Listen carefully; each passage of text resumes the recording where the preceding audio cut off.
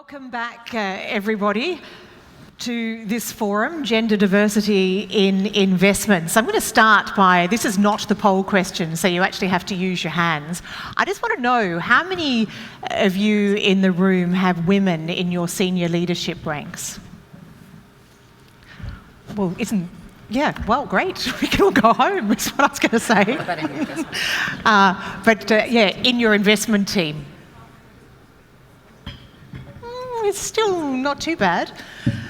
But clearly there is, as we know, a mountain of evidence about the benefits of diversity at all levels of business. And yet here we are having the conversation again about gender diversity. It seems to be an extraordinarily stubborn problem, and notably, despite the experience of those in the room, notably when it comes to investment teams. So what we're going to look at on this panel is how do we meet the growing demand for more women in investment roles. Now, don't forget to join the conversation via the app. As soon as we've done the poll question, you'll be able to send through your questions, or we will have some roving microphones. So the poll question to kick this session off: does your fund place emphasis on diversity in the workplace? And some very simple options there: yes or no. There's not even a maybe. And of course, we do have to remember, as we will discuss, that diversity is not just about gender diversity. All forms of diversity add value. So while you're pondering that yes or no, I'll introduce our speakers this session. Jen Driscoll is Chief Executive Officer, Australia for AllianceBernstein. Alliance? No. Alliance. Yep. Yolanda Beattie, Director of Yo&Co, and Kristian, Chief Investment Officer at Cbus. Please welcome our speakers this morning. So if we just start with a very brief look at the poll result, that is an overwhelming yes. Do you think that that is broadly reflective of the industry today, or do you think it's an anomaly because the people who are in the room are probably here because they're interested in the subject and take it very seriously? Kristian?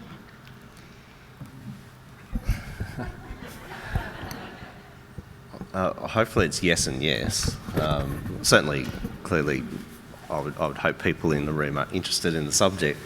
But I think, if you look at recent events in the industry, Hayne Royal Commission, and I think not even the finance industry, but I think confidence in corporates overall, I think there does need to be a reframing in the way that we sort of think about, well, what does value add?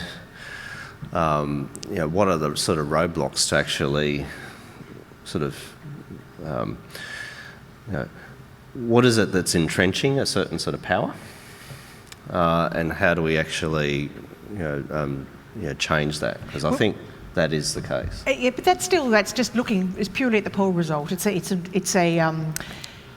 It's a heartwarming response, but maybe we'd like to see that 95% at the top.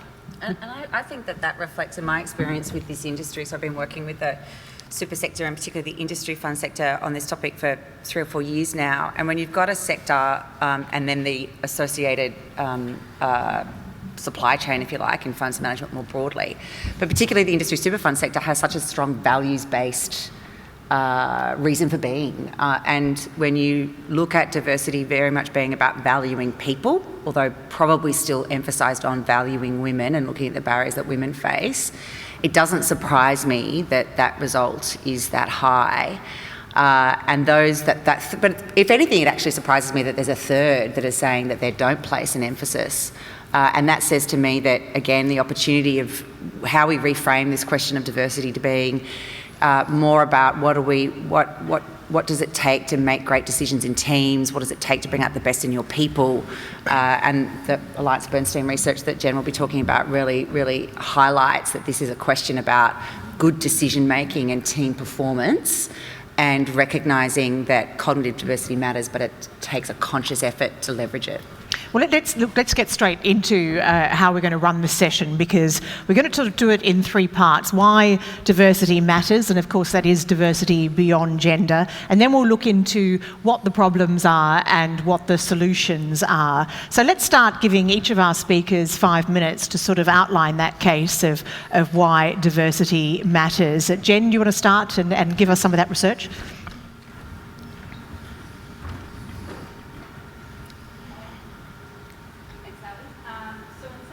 Today, I wanted to share components of research that one of my colleagues at AllianceBernstein has presented both to AB staff internally and also to industry colleagues here in Australia and also globally on the topic of diversity of thought. And the diversity of thought research follows on from some earlier research that he presented regarding the inherent biases of individuals within our decision-making process. And it really takes us into the broader lens of decision-making within groups, to Yolanda's point. The premise being that to make effective decisions as individuals, we need to overcome our inherent biases.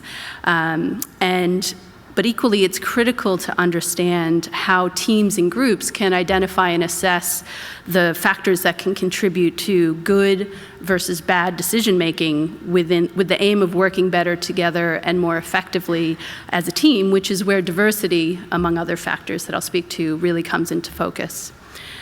So while our discussion today is going to touch on the important aspect of improving gender diversity, it's important to recognize there are multiple layers to diversity, and we need to be very intentional in our focus. When we refer to gender diversity, we're viewing this type of diversity through the social category lens, so gender, age, etc. But there is another category to consider, which is informational diversity. And that's really about factors like your educational background, your functional expertise, the level of your job, etc. And while there isn't time to go into all the details, what the research has found is that in looking across those 2 diversity category measures, informational diversity contributed more positively than social category diversity to group outcomes. To be clear, that doesn't mean that focusing on improving gender diversity isn't necessary or appropriate when you think about team or group composition, because if you're getting informational diversity through adding social category diversity, then that's good.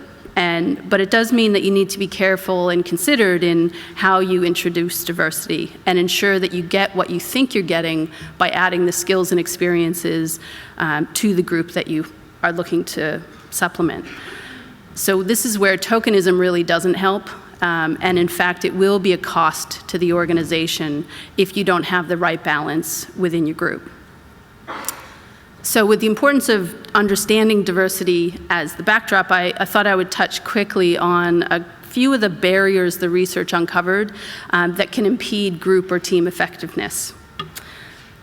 So there are 5 listed here. I'm just going to quickly talk about 3 of them. The first of which is hidden information. And this is a classic study in which they looked at groups solving problems, and afterwards they asked the group who contributed most to the answer that you found. And the left-hand bars show that consistently people thought that the talkative people in the group were smarter, which, as it turns out, is a conclusion or an assumption that most people make in believing that extroverts, because they're more talkative, are smarter, which obviously isn't necessarily true. And the way that they tested that is on the right-hand side of the chart, where they planted a secret correct answer to the problem that the group was trying to solve somewhere within the group. And what you can see is when they gave that answer to the most talkative person in the group, there was a much higher propensity for the group to go along with that answer than when they gave it to the least talkative person. And this is really something you have to be careful about and ensure you have a mechanism to get everybody's views out on the table. The next barrier is conflict avoidance, and this is an interesting one, as Kristian mentioned, particularly timely to reinforce given some of the current reflections in our industry. As many will know, there was a big government study into understanding why Enron failed. And one of the key findings is outlined here, which was a challenge experienced at the board level. Going back to some of the earlier points on diversity, this was, on the surface, a very diverse board, full of very smart, very experienced professionals from different backgrounds, but they weren't questioning what was going on. And if you read the quote, you can see that over a number of years, there were only 2 situations in which the board had disagreeing votes. Only 2. So that tells you something. And there's been a lot of research on this. And one quote that my colleague uncovered, which really speaks to the benefits of productive conflict, really is with this second quote here from Alfred Sloan, who's really established General Motors to where it is now, going back over 100 years ago. And I think it's worth reading. So it says, "I take it that we are all in complete agreement on the decision here. Then I propose we postpone further discussion of the matter until the next meeting to give ourselves time to develop disagreement and perhaps gain some understanding of what the decision is all about." And the point being that if you're all agreeing very quickly about something, it's worth thinking about whether there's anything missing. Why is everyone agreeing so quickly? Maybe we're not as certain as we think we are. So the final barrier that I wanted to make reference to was emotional insensitivity, which is a critical barrier to productive teams. And again, many studies have supported the finding that the ability to read emotions improves collective intelligence. And here's where gender diversity really comes back into the frame. Because when these studies evaluated the correlation of collective intelligence across group characteristics such as the amount of communication within the group, the distribution of that communication, the composition of the group in terms of proportion of women, and the group's ability to read emotions, they found that there's a direct linkage between the proportion of women in the group and the improved skill at reading emotions, which contributed very positively to the collective intelligence of the group. So there's probably a lot in there that we may dive into in further discussions, but for now I'll hand it back over to Ali and Yolanda. And just before Yolanda gets up, I just was going to say 2 things. I don't know whether you've heard former Foreign Minister Julie Bishop tell the story, which she's told a number of times, about sitting around the cabinet table as the only woman and putting up a proposal and being roundly ignored. And then one of the men puts up the same proposal and suddenly it's unanimously taken on board, which goes to that point about the most talkative person. And I was also going to say in the Enron example, if you read the APRA report into CBA, you couldn't get a more pertinent domestic example of not being challenged at board level. So consent is a very popular thing. Yolanda, would you like to give us your take? Thanks. So I wanted to focus my comments on some of the behavioural changes that it's required to really leverage diversity. So as Jen was talking about, it's these broader behaviours at a team level, like pro-social behaviour, like being conscious of hidden information, conflict avoidance. These are all important issues that need to be surfaced and uncovered within teams to leverage difference around a table.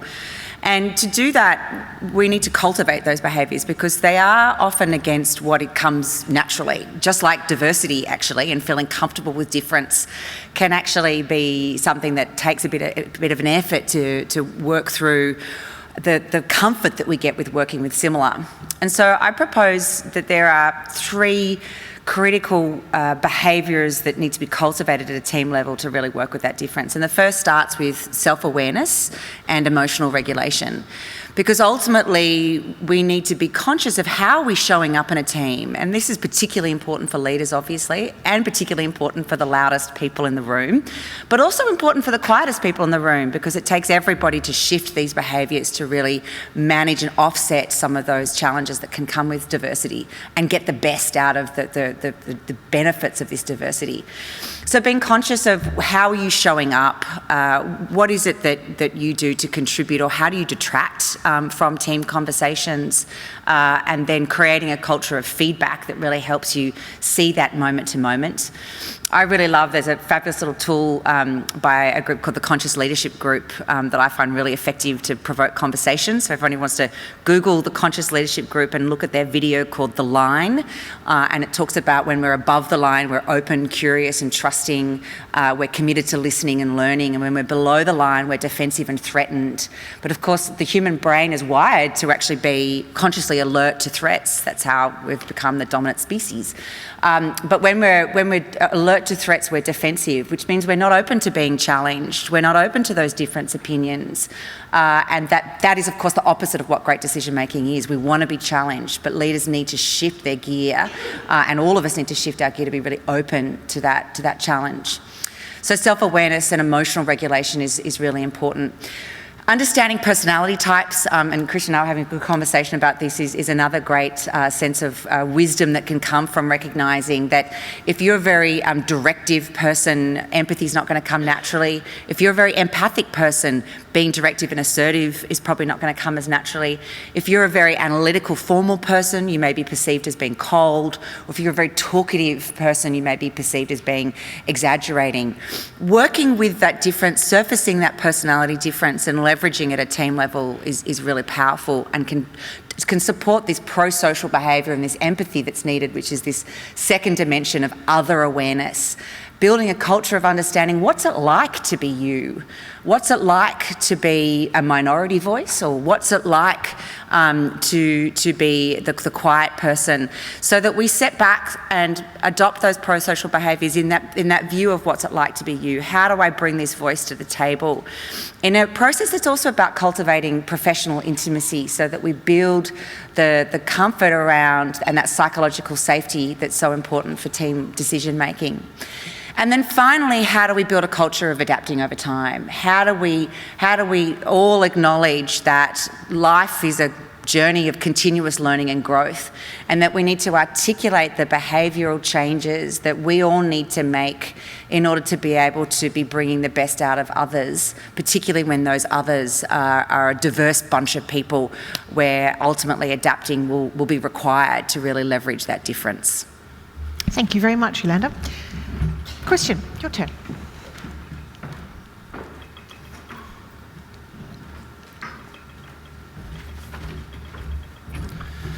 Thought I'd make a few comments on sort of how we've been thinking about diversity and where we are today.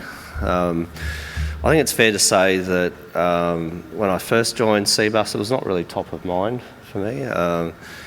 I think in some respects I've been lucky sort of working for organisations where particular gender diversity had not been as apparently an issue, and working in a consulting investment consulting firm with very thin margins. You had to actually build capability from the ground up, so we sourced people from different areas including engineering and so forth. And I sort of took that a bit for granted, and I joined Cbus 7 years ago and thought, oh yeah, that's all right, I can build a team. And so I build it on merit, as you do.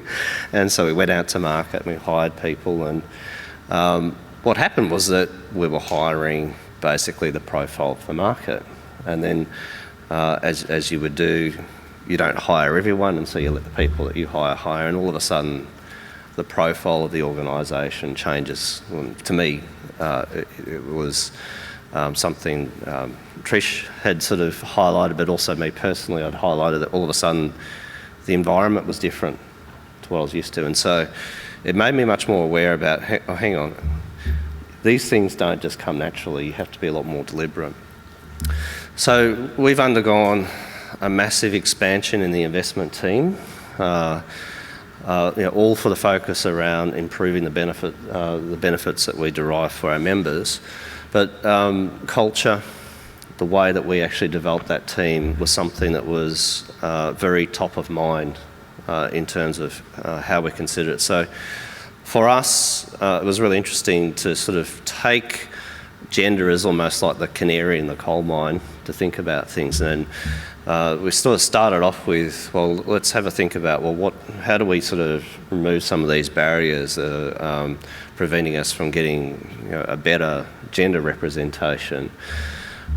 With the knowledge that having a diverse, there's just lots of academic examples about diversity in businesses, diversity in investment decision making, actually achieving return outcomes or better outcomes. And so for us, if we were going to go to the effort of bringing a whole lot of things in-house, then we needed to actually take advantage of that. So quickly, there's no silver bullet. I've sort of raised just a sort of a smattering of things that we've looked at in the past. One of the things we haven't actually considered here, but one that was really important, was being very clear about your values. So what is the values? What do you live by? And make sure that that is very clear for people. That gives you a sense of alignment when you're bringing in diverse people. But there's a lot of things you had to change in terms of how we went about recruiting. All those sort of, we did put targets in, still have targets. They're not sort of quotas, but I think if you don't have something there to measure against, then you don't make the sort of change. It's interesting, we've sort of been through this sort of journey, and we've gone from sort of it being something that I've had to try and coerce and direct to actually having the team really sort of embrace and start driving that. And I think that's sort of a great place to be. So the starting point is always the hardest. Getting started is hard, but also, and I'll point this out, we look at diversity across lots of metrics. I will say that our gender diversity, we try to target a minimum of 40%, and it's actually dropped. And it's really interesting because I noticed this. We have, I suppose, we have a lot of people join the team, so every quarter I get people, the new people come in, and I noticed that of 7 people we had 6 men and one woman come in. I said, what's going on here? Can I see the metrics? And I saw that things had dropped off. And what had happened was that we were hiring, but then the next level down we're hiring, and so some of the mechanisms that we deliberately put in place started to fall away, and again we started having hiring sort of back towards the industry. Since that time we've sort of raised that and redoubled efforts, and we've seen that change. So I think one thing is that having this sort of top of mind and important is always critical. The interesting thing though is if you talk about these other aspects of diversity, half of our team have worked overseas, which sort of makes sense because we invest overseas as well. 40% of our team speak another language. Quarter of our team members have had either board or advisory board experience. So that just sort of gives you a bit of a snapshot of a couple of different sort of angles that we look at diversity. Now ultimately, what you're looking at is to try and get that cognitive diversity. So although we weren't hiring on the basis of cognitive diversity, we have sort of taken a bit of a snapshot around, well, what's actually come from that hiring, which is really interesting. So again, if you think about diversity more holistically, what we have here is a representation of my leadership group. Just quickly, sort of the chart, if you're at the top, you're more sort of thinking orientated. If you're down at the bottom half, you're more feeling orientated. If you're to the right, then you're more extroverted, and to the left, you're more introverted. And you can see here that, represented by the dots and the number of people, our leaders in the investment team actually span across all those cognitive diversity quadrants. The thing is, once you've achieved that, that's when the real work occurs, because it's actually much easier. In fact, I've spoken to a few people where firms use this tool to actually get everyone the same. It's much easier to have people that operate the same. It's much more effective in terms of outcomes if you have that diversity, but you've got to work hard to allow that diversity to come to fruition. And so a lot of the work we're doing now is actually on that aspect. Thank you very much, Kristian. So please pass your questions through on the app, or indeed put your hand up and we'll take questions from the floor as well. I just want to, before we look necessarily at solutions, just focus a little bit more on issues of problems. And Jen, you talked about the hidden information, the talkative people, the conflict avoidance, the emotional sensitivity. You've worked in the US and you've worked in the UK as well. I'm sort of interested as to whether there are cultural differences here, very similar cultures, of course, but I'm just wondering whether globally you've seen differences in which particular problems are the most sticky. I think it's probably, having worked in the US and the UK some time ago, I think it's hard to reflect back on that time when it wasn't probably as front of mind for me. But I would say that culture is absolutely one of the elements that drives the way that we behave and the way that we present ourselves. And that's something which is frankly going to come out within a culture. There are also microcultures as well. And so I think when I reflect on the way that teams operate within an organization, it's just something that we have to be sensitive to and think about in the context of how are we engaging with each other in a way that is bringing out some of those issues where we have a culture where there might be a self-depreciating tone to the way that people engage, and sometimes that's appreciated and sometimes that's not. Whether it's something that really in the context of a US culture, really rewards people that are slightly more aggressive at times and people that are willing to speak up. And at the time when you're someone who is more introverted and really thoughtful and considered, it is that point of how do you get their views on the table. So that's something which I think is interesting. And I having just presented at a conference, I had a colleague who made a comment about a conversation that I was having with the audience, and he related it very much to, oh, you're American, you guys are all like captains of your sports teams and you're all growing up with this mentality of confidence. And I was thinking, oh my gosh, I mean, that's a really interesting generalization to make. There may be some truth to an element of that for a certain proportion of people, but it just goes to show that we all make these kind of assessments or judgments based on sort of cultural background, and that's something, to Yolanda and Kristian's points, you really need to step back from and think about objectively in terms of whether that is the right assumption to be putting forward for someone. And Yolanda, is that actually the bottom line problem, is not enough people asking what is it like to be you, not enough people putting themselves, and if that is the case, how on earth do you answer that question? You ask. So I think the first thing is starting with the self-awareness to recognise that you don't know the answers, and that understanding the way others experience the world is such an important way to drive that psychological safety that we know is so important for good decision making, for a good risk-aware culture, people being able to speak up. And so firstly recognising, having the self-awareness to see that, and then taking the time to have the conversations and the comfort to do that as well. And I think this is where the gender piece is an important kind of thing to bring in here. And particularly in the wake of the Me Too movement, where I think a lot of men have become increasingly uncomfortable with that kind of personal conversation with women.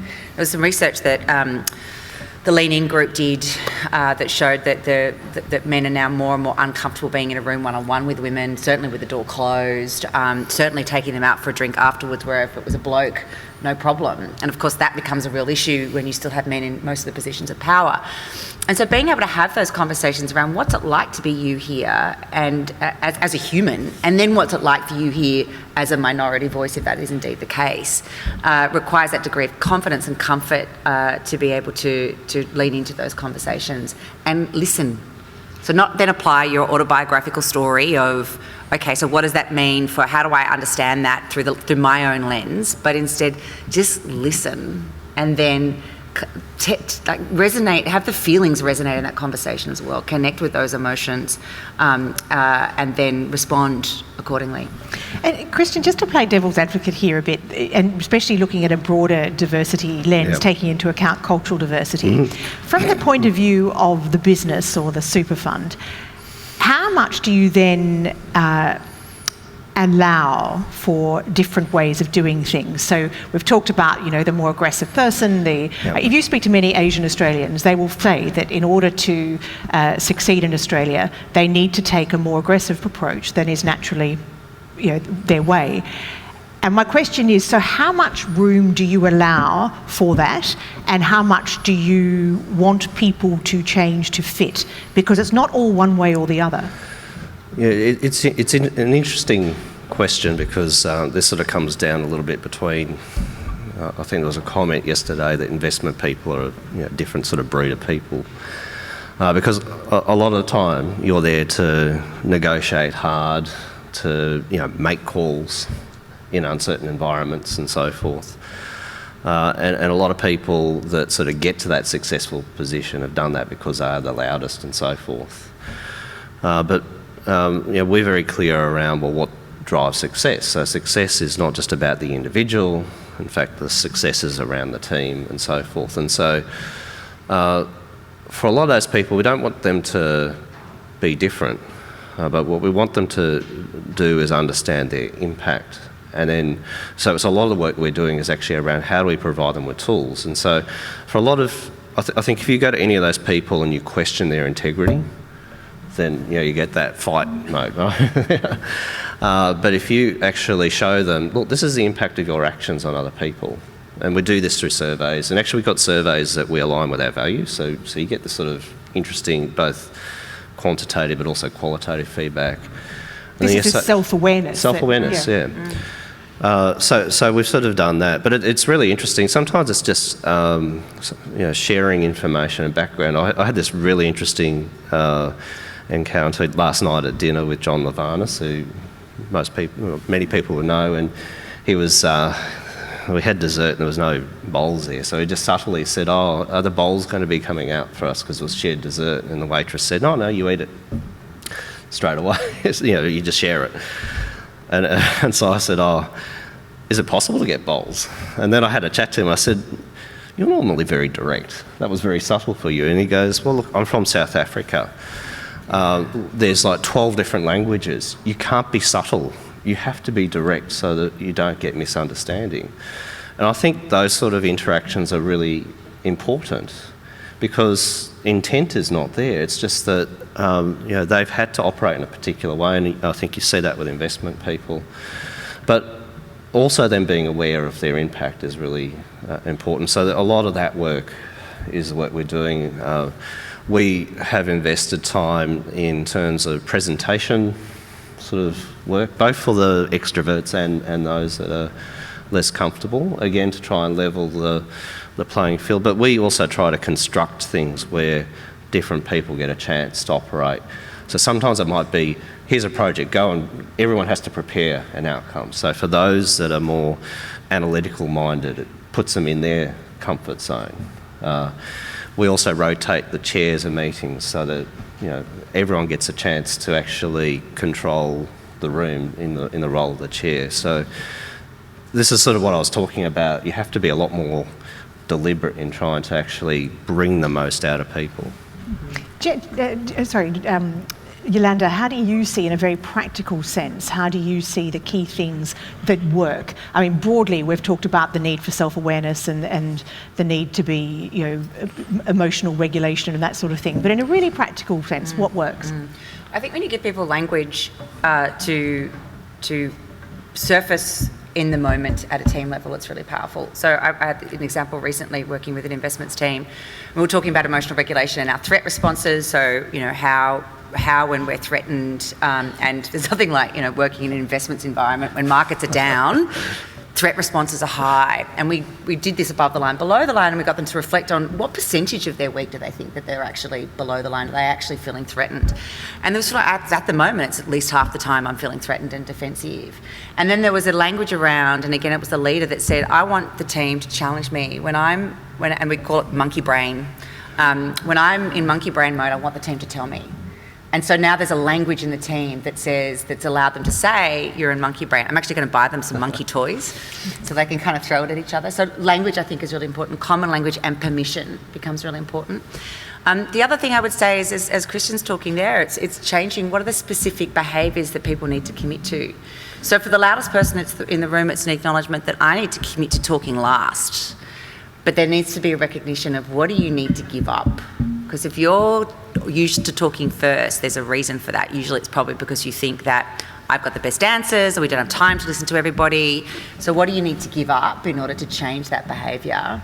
And then how do you hold each other accountable at the team level?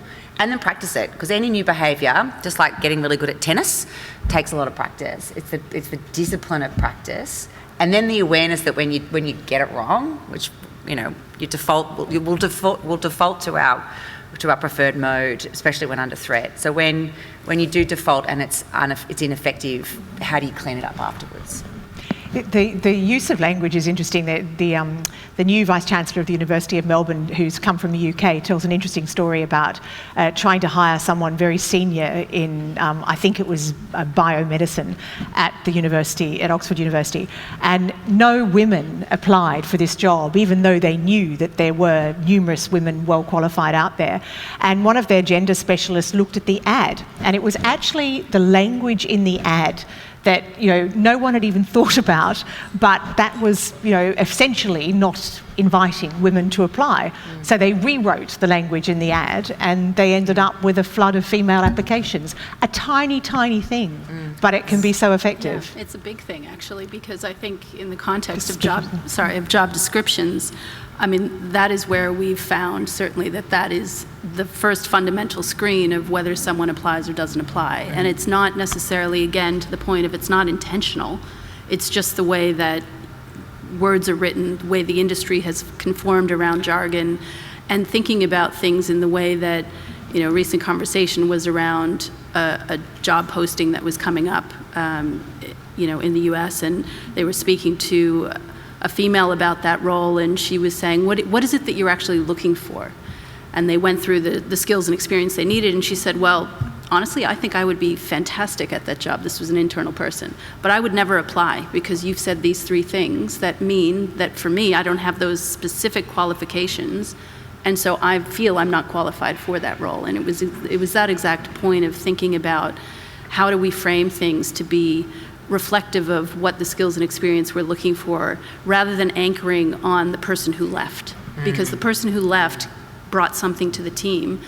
Is that actually the gap we're trying to fill, or is there something broader that we think when we assess what the group is comprised of, could actually bring more value to the group? And we think about the job description in that construct rather than as the old legacy construct. We've got a question up the back. It's Alex Grayson, Trustee Director of Host Plus, and also a female partner in a labour law firm during the day.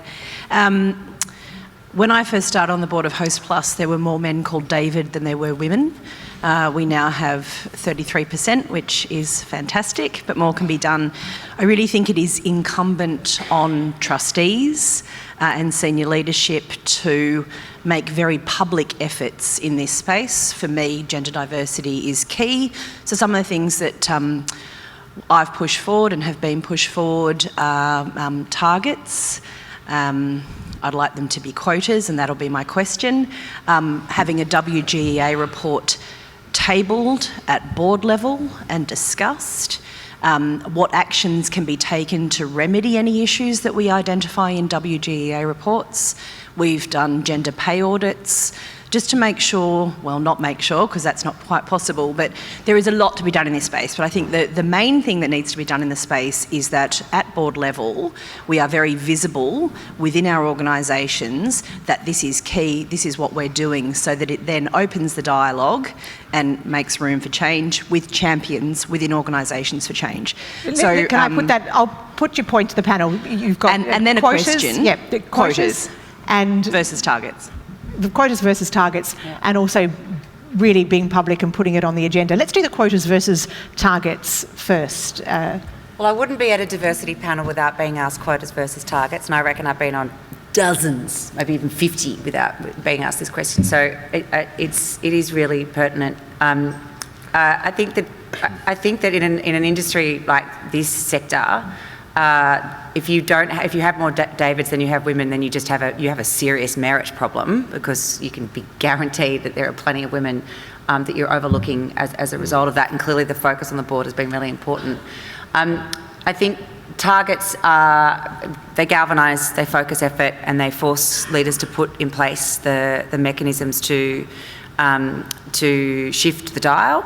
But they're a really blunt instrument, and they can create sometimes more problems than they solve if it's not accompanied with a bigger conversation around how did we get to an environment where we had more Davids than we had women, and what do we actually have to change in our behaviours. So I encourage clients to be much more considered around those type of shifts around things like shortlists, as well as appointments, promotions, exits. So just a blunt X% of women need by this time misses the more nuanced conversation around what needs to change, particularly the behavioural changes. So is that your 4 targets but against quotas?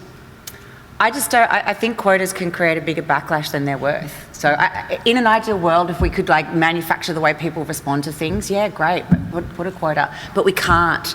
And quotas will be seen as they are affirmative action. They can be translated as affirmative action if you don't. If you do have to lower the bar.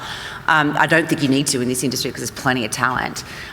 So quotas create a bigger backlash than they're worth. A more nuanced conversation is essential, and that nuanced conversation absolutely has to be led by the board. And in kind of cultivating this deep curiosity about human behaviour, about decision making, about performance through the lens of humans and humanity, as well as the lens of diversity and gender, is what it takes. Jen, do you agree? I think that what gets measured gets done. I think that in the context of where the issue has been and the focus on this issue, I probably started with a position of quotas being very challenging. I've moved into thinking that they are constructive, but I take all of Yolanda's points on that. I think it comes down to the point that certainly the research that my colleague has done highlights, which is if you're simply focusing on just that social category diversity element, that is something which actually can lead to challenges along the road. And there were further studies that talked about and specifically looked at the composition of women in teams and essentially the optimization of the performance of teams based on how many women were in the team. And it was not a straight line. And so what you realize is that by introducing gender into the context of an overall team composition, you have to realize it's a journey, and putting one woman on a board is potentially going to give you a dip at some level, because there is another function we didn't talk about, which is the power of the majority, and that really does influence the voices that are heard. So I think when you think about it, it is important to recognize quotas can provide a valuable catalyst to addressing an issue which organizations will identify one by one. But equally, you have to understand that you want to put people in positions to succeed, not to fail.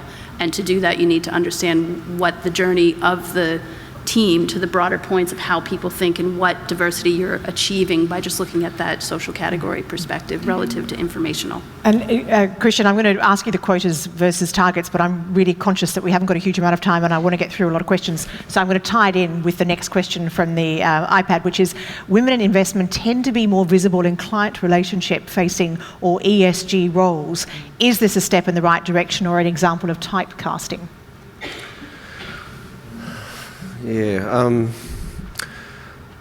so we're quite conscious around where the representation is across the teams. So that's the first thing. So it's not just about the number, it's also the quality and representation. So thinking about, front office, leadership in terms of teams, as well as not, you don't want it to be just concentrated into one area.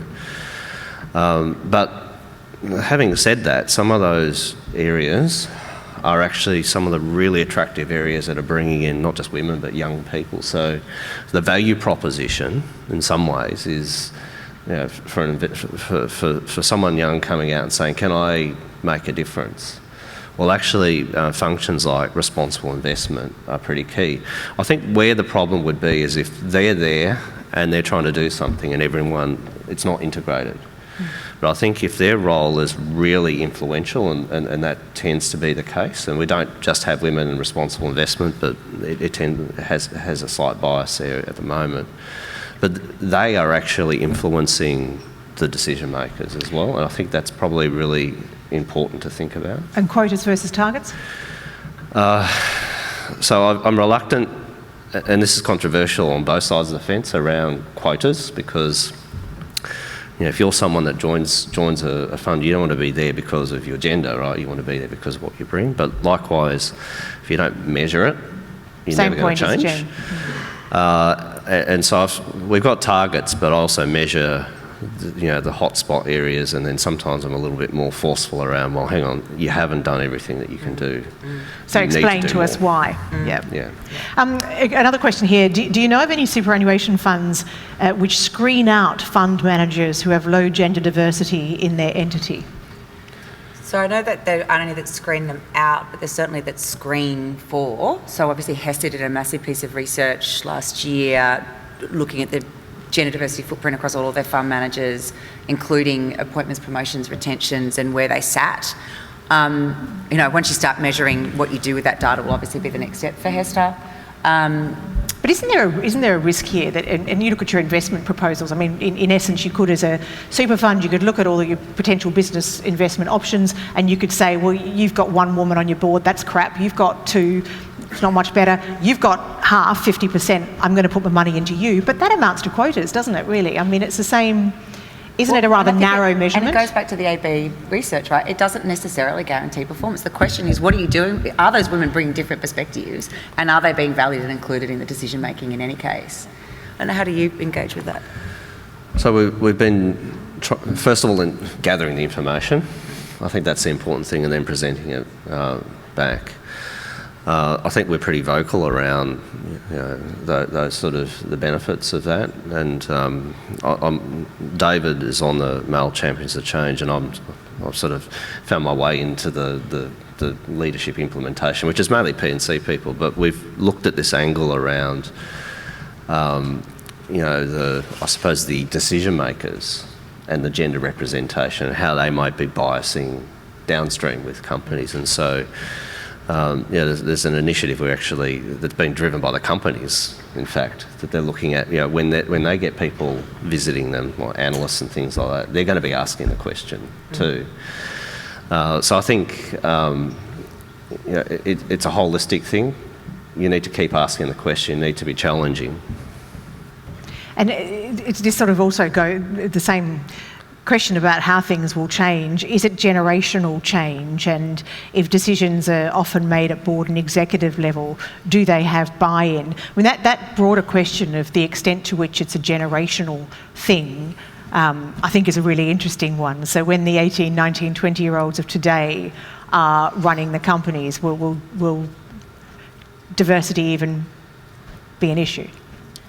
It hasn't changed over time, and we've all been 18, 19-year-olds, 20-year-olds at some point in our lives, and we're still discussing this issue. So I don't know that it's as simple as saying it's generational. I think when you talk about elements of what's important to that generation and how that may manifest over time, that certainly comes into play. But I don't know that that's the structural issue, is getting more youth into positions, and that will change our issue over time. And I'd add to that to say that the biggest generational shift that I think will happen and that we need to continue to encourage happening is men being active fathers, because when we shift the dimension around the role of primary caregiver and we get organisations that remove primary and secondary carer from parental leave and just give it to parents, as a classic example, that's what will create the biggest change. But there's steps that these organisations are taking to take the message out. So if we look at specifically investment management, go out and speak to women and say, this is a great career path for you.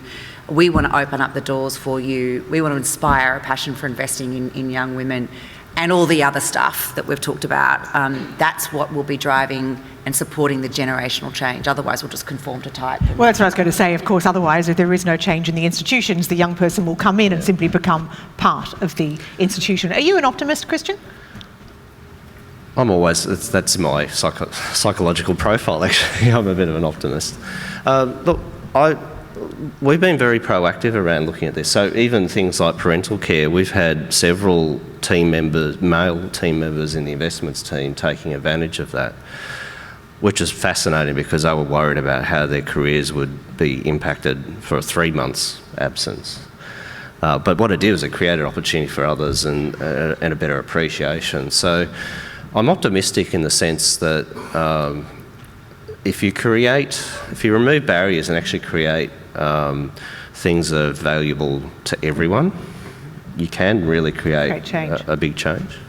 We are out of time and we can't keep going because we're going to get run over by the next session. So please join me in thanking our panel very much, Yolanda, Jen and Kristian.